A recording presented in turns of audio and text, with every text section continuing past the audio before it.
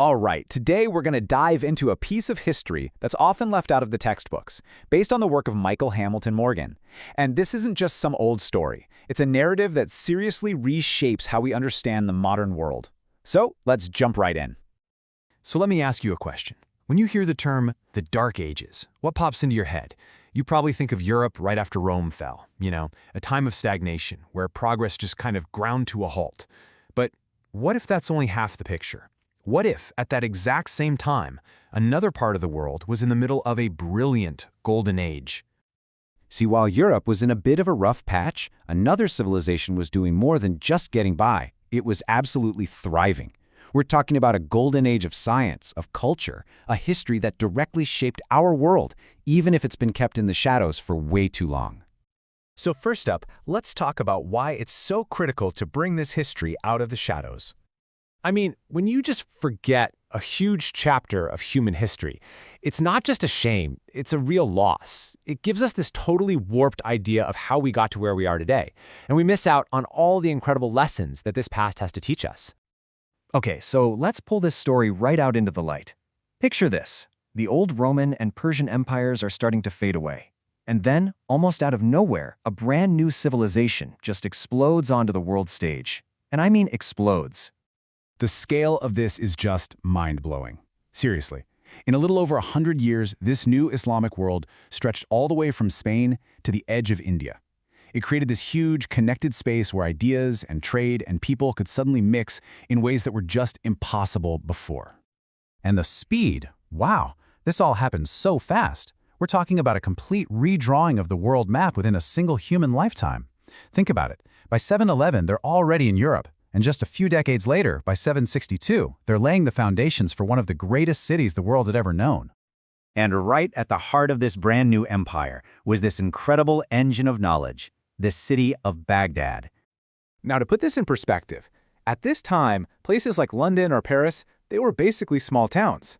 Baghdad, on the other hand, was this massive, bustling city with close to 1 million people. It was, without a doubt, the world's capital of learning. And at its core was the House of Wisdom. But this was not just a library. No way. Imagine a combination of a top-tier university, a government research institute, and a massive translation center all rolled into one. And their mission? It was incredibly ambitious, to collect all the world's knowledge and bring it under one roof. So they sent people out to hunt down texts from everywhere you can imagine. We're talking Plato and Aristotle from Greece, medical texts from India, Persian mathematics, you name it. And then scholars from all different faiths, by the way, worked together translating it all into Arabic. But here's the key.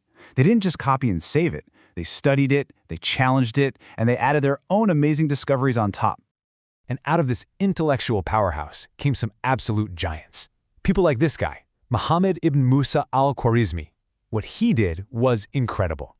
He took these abstract mathematical ideas from Greece and India and turned them into a system, a way to solve for x. He called his method algebra, which means something like restoring what's broken. Sound familiar? Yep, that's where we get the word algebra. And get this, his name, Al-Khwarizmi, was Latinized into algorithmi. That's where we get the word algorithm. So seriously, every single time you use your phone, search for something online, use any kind of software, you're using an algorithm. That's a direct line right from 9th century Baghdad to the screen you're looking at this very second. How cool is that? But Baghdad wasn't the only place this was happening, not by a long shot. This incredible light of learning was also shining super bright way over in the west. So let's take a trip to what was called Al-Andalus, or Muslim Spain, and visit the amazing city of Cordoba. Wow, just take a look at this. This is the Great Mosque of Cordoba. And it's so much more than just a building, right? It's a total architectural masterpiece, a space that is just breathtaking, and it's still standing today. It's this powerful symbol of the incredible artistry and vision of that civilization. So at a time when most of Europe was, pretty dark, Cordoba was literally lit up. It was the biggest city on the continent, and it had paved streets with streetlights. It had 70 libraries. 70! At a time when the biggest library elsewhere in Europe might have had a couple hundred books, max. But maybe the most amazing thing of all was this idea of convivencia, or coexistence. You had Muslims, Jews, and Christians all living and working together, creating this super vibrant, multicultural engine of progress. And this wasn't just about debating philosophy in libraries. No, they were building things. They perfected tools like the astrolabe. Think of it like an ancient computer, a handheld device that was ridiculously complex, used for everything from telling time and mapping the stars to navigating the entire globe. For its day, this was absolute high-tech. So the big question is, what happened to all this? If it was so amazing, why do we sometimes call it a lost history?